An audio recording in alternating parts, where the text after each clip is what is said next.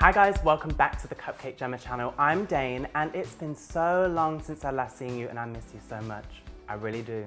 But let's bake together again and I'm gonna make my new favorite buns. These are vanilla pecan cinnamon rolls and they've got lots inside them. Basically, they are a brown sugar dough with a cinnamon pecan praline filling. They're laced with nibbed caramelized pecans and then it's topped with a heavy on the vanilla cream cheese glaze. They're absolutely delicious. They're so squishy and soft and really Moorish.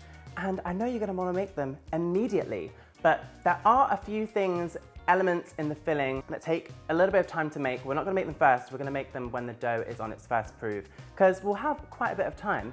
So the first thing you're gonna actually need to do is preheat your oven to 175 degrees. I don't need to do that because I've already done that part, but we're gonna toast some pecans. So you'll need 330 grams in total. I like to separate them into 180 grams and 130 grams, which is the two different parts that you're gonna need for this recipe. The 180 grams, I like to chop them up into kind of small nibbed pieces because then when you toast them, you get that toastedness on the outside of the nut. You're not gonna toast the whole nut. And then on the inside, when you chop into it, it's not gonna be toasted. But the 130 grams of pecans, just leave whole because we're gonna mix sugar with them and blitz that into a pecan praline, so it's not gonna make a difference. So you just need to toast them in the oven for about 10 minutes on a baking tray. You'll know when they're done when they start to go a deeper golden brown color and you'll start to smell them as well. First things first, we need to make the dough. So I've got in here 135 grams of whole milk, just going straight into the bowl of my mixer.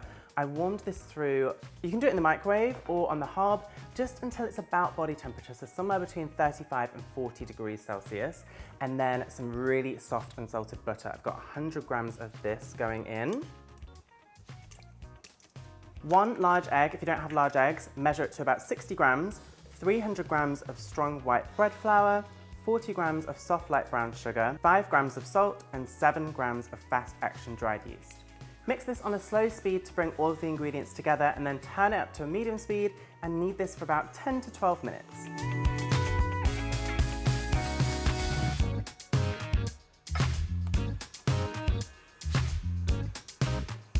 Oh my god, it's doing like the bunny hop off of the table. It's done. Well, you'll know it's done by when the dough is really, look at this, it's so elastic. And if you pull it between your fingers like this, oh, this is a proper, guys, these are gonna be epic buns. This is called the window pane test. And when you pull it between your fingers like that and it doesn't break immediately, it's kind of translucent. That's when you know the dough has been kneaded enough. And I've just got a little scraper here, just to scrape the excess from the sides and just flour the surface very lightly and just plop the dough out. We're just gonna give it a little bit of a knead, and all I'm gonna do is just kind of fold it back on itself and then take both of my hands and just kind of shove them underneath whilst rotating the dough. And that will just make sure that the dough gets in a nice ball and the top is really nice and smooth and taut. And then I've got a bowl here, clean, and I'm just gonna put a little bit of flour in. I know it will kind of just sink to the bottom, but it will just give a bit of security that the dough won't stick too much to the bottom of the bowl. And just plop it in. The nuts I told you I'd done earlier, I'm just doing some more, okay, so I can show you properly.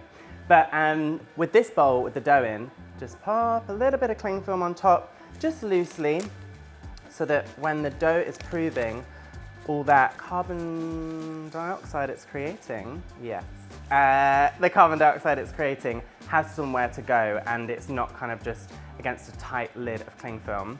So pop it like there. I'm gonna just open this oven, let it cool down a little bit and pop this into proof. Somewhere warm is really ideal. So an oven that's been off for about 10-15 minutes with door ajar is perfect.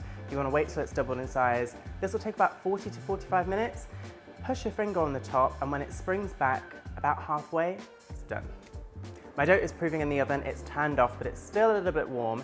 Now we're gonna make the caramelized pecans to go in the filling and on the top. So I've got 180 grams of toasted pecans here, chopped quite finely, so they're like little nibs of nuts. I don't want like big chunky nuts in this. You can do whatever you want, but I prefer this. It just feels a bit more like refined and you just get that little bite of nut. So you should have toasted these already earlier, I told you that first. I've got 25 grams of soft light brown sugar. It's just going straight into this saucepan that is already on, a little shallow frying pan. I've got a pinch of salt and also just a tablespoon and a half of water. Make sure that water coats the sugar. Pop all the pecans in. And basically what's going to happen with this is the water is going to evaporate and leave behind this kind of sugary crust on the nut. You'll know when they're done when the nuts don't look wet anymore, they look kind of dry. The nuts are done. They're looking nice and dry, they're caramelized. Once they're ready, just pop them straight into or onto a tray, just to leave them to cool down. And they're so crunchy, I can't wait to eat this. The pan is nice and dry, so it's ready to make the pecan praline for the praline. And that just consists of soft light brown sugar, 150 grams, and then basically we'll cook this in the pan until it starts to become nice and liquid and it will melt down to a caramel. Keep it on a medium-low heat. You want to do this slowly. This will be very hot, so be careful. In the meantime, add a pinch of salt to your toasted whole pecans and then toss them around and add the nuts into the liquid sugar. Just coat them as well as you can. The sugar will be thick because the ratio of sugar to nuts is not equal. Transfer it onto a non-stick mat or greaseproof will work well and leave to cool.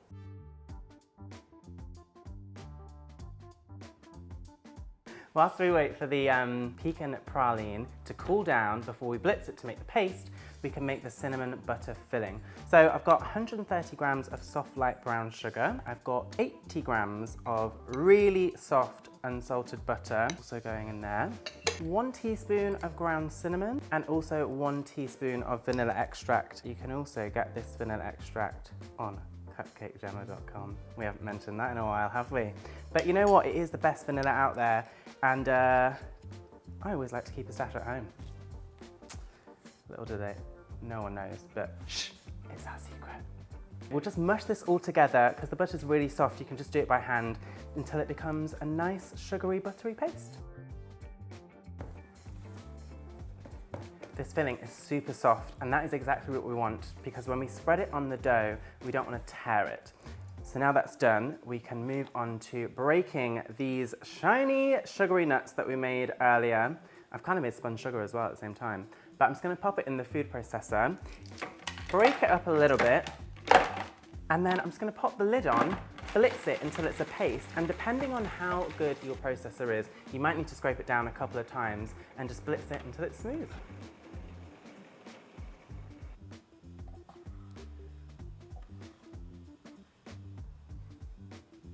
Pecan praline is done, and Sam just had a little bit himself and he said it's absolutely delicious. It's really good. So this is it. It's basically a nut paste, and the one I prepared earlier because I thought, oh, I'll have to make one, looks so different, right? They're the same thing, but it just depends on how long you roast the nuts for and how far you take the sugar. I took this one a little bit further on both of those elements, and it just deepens the flavor. So it really depends on your preference. But we've got 3 of the fillings ready. Now we're gonna make the topping because the dough is nearly proved. It's got a couple more minutes, so we can do one more thing, and I'm gonna make the cream cheese glaze. Now this is basically a cream cheese icing.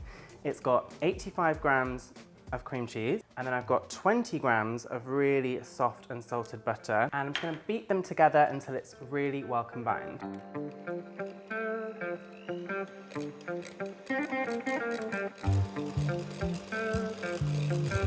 Now that that mixture is nice and smooth, there's no lumps of butter, I'm gonna add the icing sugar, and I'm just gonna do this all in one go because it doesn't need to be light and fluffy. We're gonna add milk to this to loosen it a bit. So I've got 190 grams of sifted icing sugar, and give that a mix carefully until it's all well combined.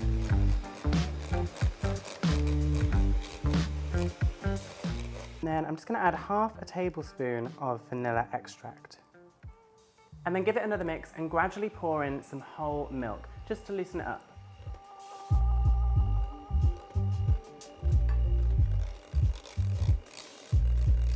The dough has proved for about 45 minutes, it's doubled in size, and when I push my finger into it, it springs back about halfway, which is perfect. So we'll get rid of the cling film and then lightly flour the surface again. Look at that. Comes out nice and easily because there's that butter in the dough, and also we floured the bottom of the bowl. So I'll just give it a tiny bit of a knead just to knock back the dough and just get all of the excess air out, because we're going to proof this again.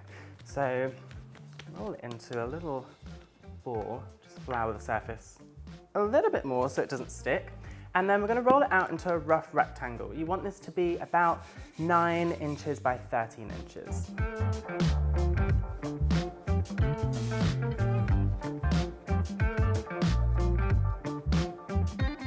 The dough will kind of spring back every now and again, so you just want to just tease it and pull it into shape. The dough wants to be about 1/2 centimeter thick. If it's too thin, then when it proves, it won't have anything to kind of bulk out, if that makes sense. You'll have a really thin dough. Now it's time to add the filling. So it's a good job we prepared everything, so you can just go, go, go. So I've got the cinnamon butter filling here. It's nice and soft. Just plop it straight into the middle, and then using a cranked palette knife, just spread it out, leaving about 1/4 centimeter gap from the edge.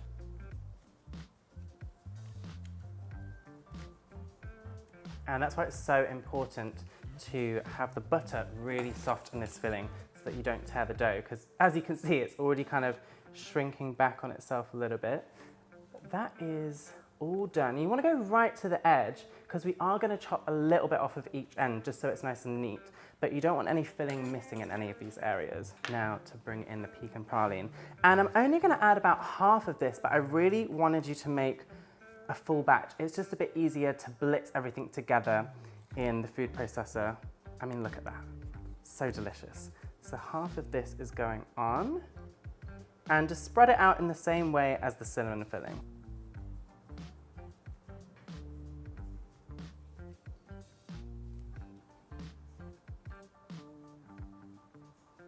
Now the only thing left to do is sprinkle these nuts, and they are so crunchy. I said this to Nikki earlier, she couldn't care less. But it's fine, because I know you guys care. Just sprinkle them on liberally. Again, I think we've made too many, but honestly, I know you're gonna wanna make these buns again, so I'm just preparing you for next time. So now we're gonna roll it lengthways. So I'm gonna roll it this way towards you, and just try and keep the first one, just fold it up so it's a little bit tight, and then just roly-poly it up.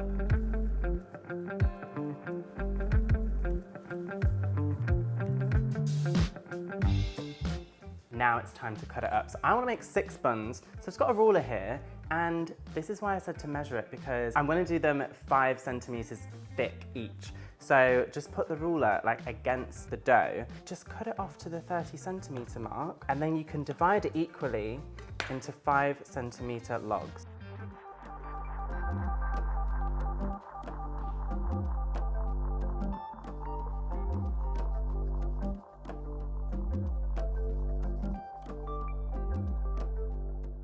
Okay, so these are all 5 centimeters, and look at this.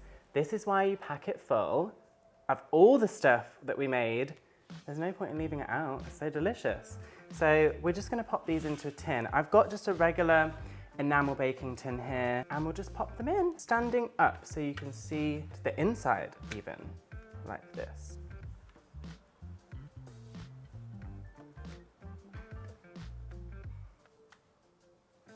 They're all in the tin. And the way I put them in also is that end joint of the swirl, where it ended when we rolled it up, inside. So they're facing inwards, because then when it proves and it grows and it expands and they bake as well, this swirly bit here will bake inwards and not outwards. So if there is a chance that the swirl might kind of unravel, at least it'll be inside.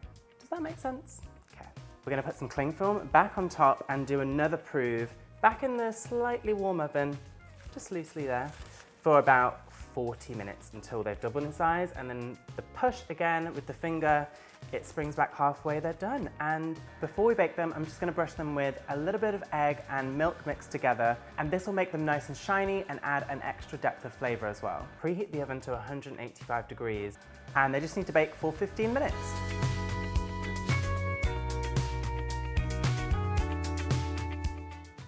The buns are out of the oven. They've been cooling for about 10 minutes, and the cream cheese glaze that we made earlier, I'm just gonna pour it straight on top, and then we'll top it with the pecans.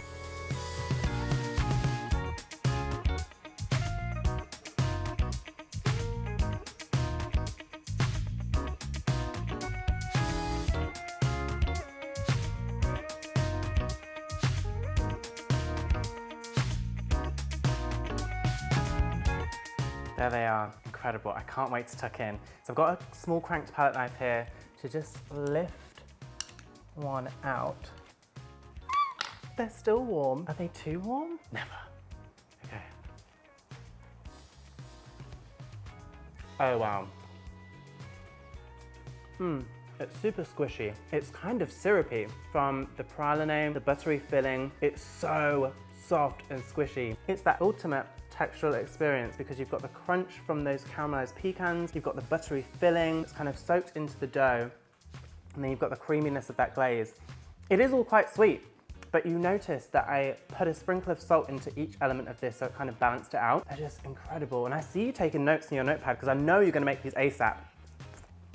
And if you do, make sure you share your pictures and videos with us on Instagram at Cupcake Jemma and hashtag Cupcake Jemma and at Dane Pemberton because I love to see your bakes always. I can't wait for you to make these and taste them because they are uber delicious. Right, that's it from me. I'll see you on the next video and I'll try not to make it too long next time. Bye.